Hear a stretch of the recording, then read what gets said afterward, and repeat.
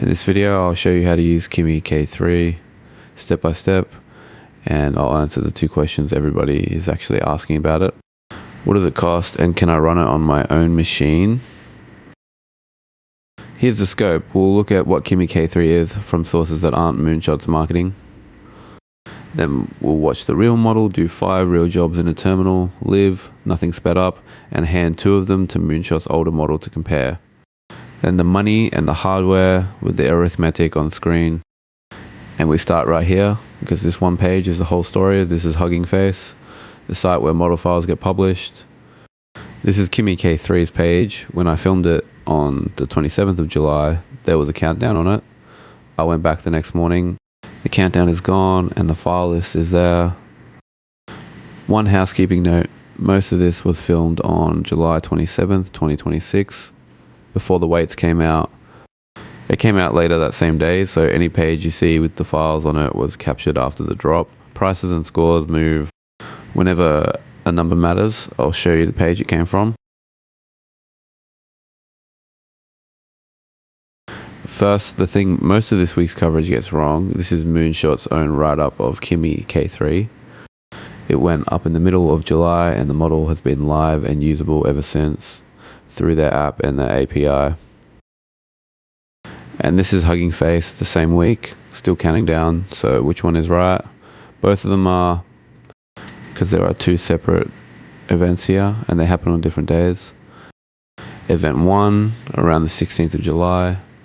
The model launched, you could pay for it, call it, use it. Event 2, the 27th July. The open weights, that's the actual files, or the ones you would download to run it on your own hardware. 2 launches, 2 dates. Most of the coverage I read welded them into one. Here's how you check that yourself on any model in 5 seconds. Every Hugging Face model page has a tab called Files and Versions. Click it. If you get a list of files, the weights are out. On the 27th, we got refused. There was no file tree at all. The next day, the same click gives a list. Scroll past the README and the config, and there they are. 96 weight files, numbered 1 of 96 through 96 of 96. Same check. Opposite answer. One honest note, because I don't want to oversell that. Hugging Face gives you that same refusal for a repository that's locked, one that's private, and one that simply doesn't exist. So on its own, that refusal proves nothing. What proves it is the page itself. Read the header, upcoming release, a section listing what's planned, a live timer, and a notify me button sitting exactly where the download button should be. That's the evidence, not the error. So 3 words, and I'll be strict about them for the rest of this video. Use. That means through a service Moonshot's own or one of the other companies now serving Kimi K3. Download that one changed on the 27th of July. The files are public. Run, that's the one that hasn't budged. When I say you can't run it, I mean at home on hardware you own. And that last one is my arithmetic, not a number. Moonshot published.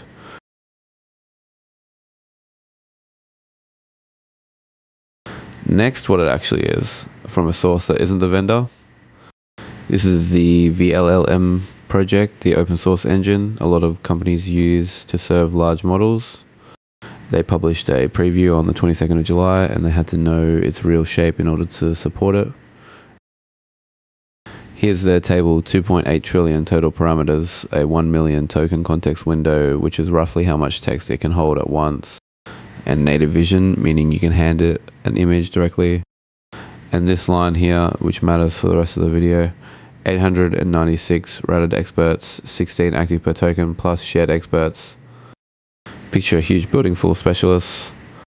For every word the model produces, a router picks 16 of them to do the work, and everybody else sits idle for that word. That's why something this enormous can answer at a sensible speed at all. But the router can pick any 16 out of 896, and it picks again every word. So all of them have to sit in memory the whole time. Active parameters govern speed, total parameters govern memory. People swap those 2 around constantly, and it's the reason you'll see claims that this model fits on hardware it cannot possibly fit on. Don't take it from me, we asked Kimi K3 itself to explain that trap in under 120 words. This is its answer, unedited. Notice it separates compute from memory without being told to. Now, the same question, same wording. On Moonshot's older coding model, the command at the top of the screen is the only thing that changed. Reasonable answer, and noticeably thinner. I'd rather show you that than assert it. When I filmed this, there was no active parameter count. Moonshot had published 16 of 896 and nothing more. The number people kept quoting was around 50 billion. Here it is on the new model card. 104 billion activated out of 2.8 trillion. That governs the speed. It changes nothing about the memory.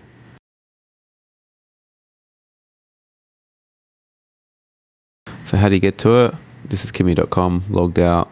The sidebar is the whole product range. Swarm, deep research slides, websites, docs, sheets, Kimi work, Kimi code, and Kimi claw, more than a chat box. Let's type something in and press send. And there it is, the login wall. Not when you land, not while you type. The moment you send, and notice the phone field defaults to A+86 country code. So you go and look at the plans. 5 tiers from a free one at the bottom to the top one.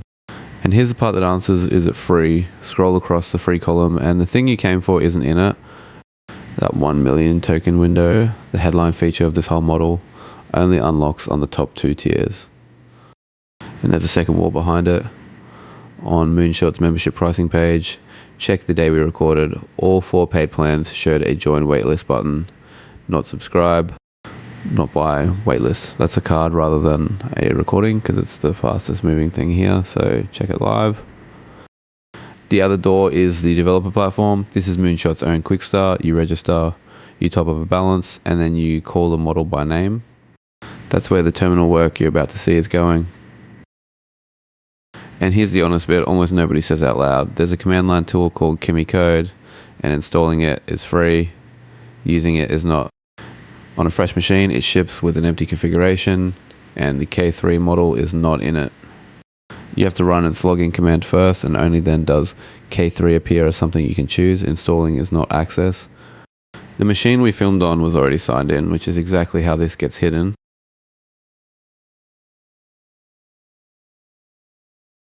Alright, into the terminal. And if you've never used one, a terminal is just a window where you type an instruction and press enter instead of clicking a button. Here's the command, and it's the only one you need. Kimi, then -m, short for model, followed by Kimi -code/K3, the exact model name. Then -p, short for prompt, and your instruction in quotes. -p means run this one thing, print the answer, exit. That -m matters more than it looks. The tool can reach more than one model, and if you don't name one, you get whatever the default is. And don't ask the model what it is. Models are unreliable about their own identity. The command line is the proof. Job 1, a real coding task. We asked for a self-contained Python function that splits text into chunks of a given number of words without cutting a sentence in half, with a docstring and 3 doc tests. And here's what comes back. One function documented with its own tests underneath it. That prompt is plain English, but look how specific it is. The function name, the limit, the rule about sentences, the tests. Being specific is the whole skill. Now, a test that matters more to me than any benchmark. We asked what today's date is and what the most recent thing it reliably knows about is, and told it to say so plainly if it can't know something. And it does. It tells you it has no live clock, it gives you the edge of its own knowledge, and it doesn't fill the gap with something plausible. A model that shows you its own boundary is one you can trust inside it.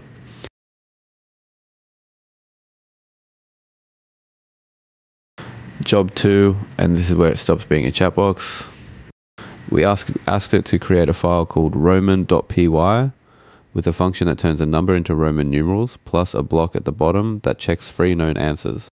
And then actually run it with Python and show me the output. Watch what it does. It writes the file to disk, then it runs the file itself, and the checks pass. Nobody typed anything in between those 2 steps. That last clause is the most valuable thing in this video. Then actually run it and show me the output. It turns a tool that suggests code into a tool that checks its own work before reporting back. Put it on the end of everything.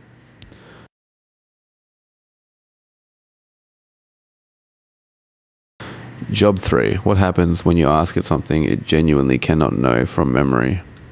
We asked for the current price per million tokens for Kimi K3 on OpenRouter, told it to cite the page it used and to say so if it couldn't verify it. And instead of guessing, it goes and looks. You can watch it search, fetch a page and read it. That's about a minute of work, and I'm not cutting it short because knowing how long it takes is part of knowing the tool. Then it comes back with the figures and names where it got them.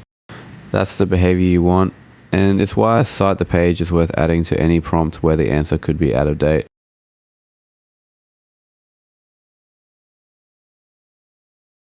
Job 4 is the hard one because it's several things at once. Build a command line program called wordfreak.py that reads a text file and prints the most common words, ignoring case and punctuation, with a top option defaulting to 5. Also, write a test file with at least 3 tests, then run the test with Python's upfint and show me the output. That's several files and a test run from 1 paragraph of ordinary English. No special syntax anywhere in it. Just be specific about what you want and about what you want it to prove. About a minute later, here's the run. Real Python executing on a real machine, checked by test, the same model wrote a moment earlier, and they pass. Now the comparison, and this is the bit I actually wanted to film exactly the same instruction, word for word. The only thing that changes is up here on the command line where we swap the model over to Moonshot's older coding model.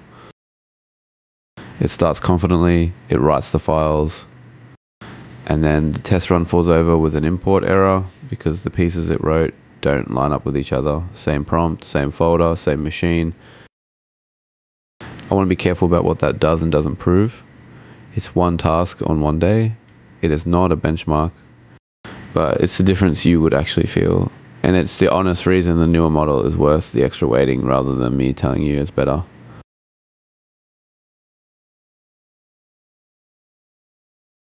Job 5, and it's quick because it's what most people will actually use this for. We pasted in a deliberately messy changelog and asked for release notes grouped under added, fixed, removed, and changed with a 1-line summary at the top. About 20 seconds, and there it is. Sorted correctly, including the awkward one that was broken and then fixed inside the same sentence. Messy in, structured out.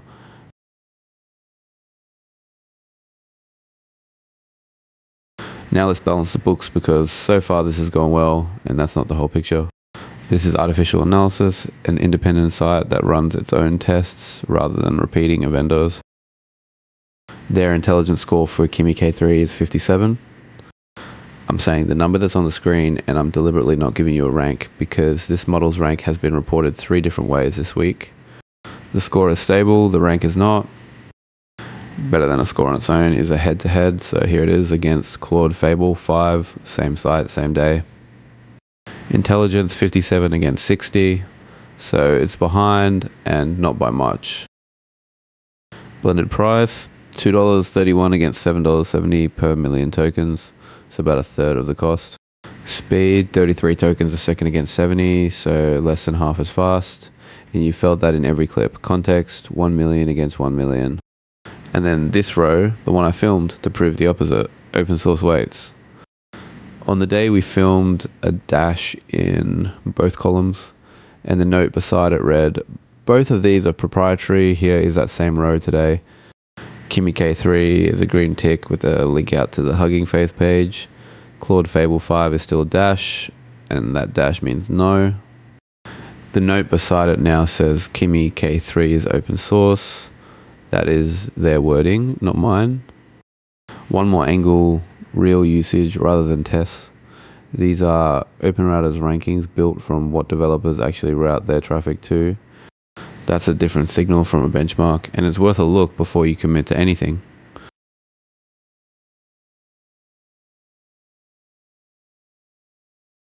So what does it cost to just use per token as opposed to the subscription tiers we looked at earlier?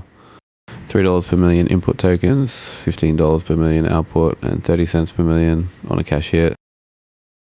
A cache hit means you sent the same context again and it was already loaded, so they charge a fraction. 30 cents against $3 is a 90% discount, and if you're doing anything repetitive, that's the number that decides your bill.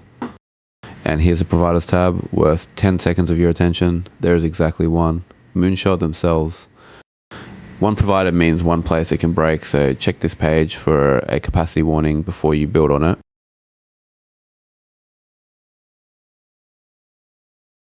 Right, the most asked question about this model by distance: can I run it at home? Let's do it properly with the arithmetic on screen, because this is where nearly every article falls over. 2.8 trillion parameters. Moonshot ships them at 4 bits each, and 8 bits make 1 byte, so 2.8 trillion times 4 divided by 8, 1.4 terabytes. That's the floor before you store a word of conversation. And here's what you can actually buy. The biggest Mac Studio Apple sells has 96 gigabytes of memory. Against 1.4 terabytes, that is over 14 times short, not one machine and not two. Now, two numbers you've almost certainly seen, and both are wrong. First, that the download is 594 gigabytes. That figure is real, but it isn't this model. 594.3 gigabytes is the size of Kimi K3 Thinking, which Moonshot put out last November. Second, that 8 H100 cards will run it. 8 of those is 640 gigabytes. The page says 1.56 terabytes. 640 gigabytes is less than half of it. It cannot hold the weights at all. Here's the practical version. This is Ollama, which is how most people run models on their own machine. Search for Kimi. You get K2.7 code, K2.6, and K2.5, all tagged cloud, meaning they run on somebody else's hardware. No K3. Go hunting on Hugging Face instead. When I searched, this was the top result. Kimi K3 in the name, and a notice reading coming July 27th, 2026. That date has passed, the real weights are out. This one still wants your contact details before it will show you a single file. This second one has real files in it, and a command naming 125 files set. Then read the sidebar. Base model, Kimi K2 base. Model size 3.5 trillion, K2 is 1 trillion, K3 is 2.8. This is somebody's own merge with K3 in the file names. Real weights exist now. This still isn't them. And a warning back on Apple Store, because this catches people. The memory choices are 36, 64, and 96 gigabytes. 96 is the ceiling. The 512 gigabyte number further down the page is storage, not memory.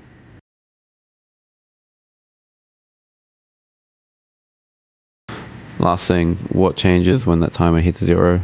Two things flip. This page turns into a file tree you can browse, and that open weights row on the benchmark site stops being a dash. Those are the fastest ways to tell it really happened. What does not change is the verdict. Open weights means you're allowed to download it. It does not mean it fits. I worked that floor out at 1.4 terabytes. The file tree reads 1.56. I was under, not over, and it is still 1.56, whatever the license says. And open weights is not open source. You get the numbers, not the training data. Quick recap, 2 launches, and now both have happened. You can use Kimi K3 today, and installing the tool is free while access to the model is not.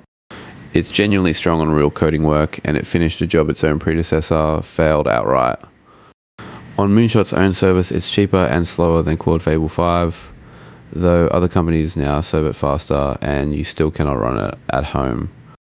The weights are out, they just don't fit. If this saved you an afternoon of chasing wrong numbers, subscribe. I go through a new tool like this every week and I check everything on screen before I say it. Thanks for watching.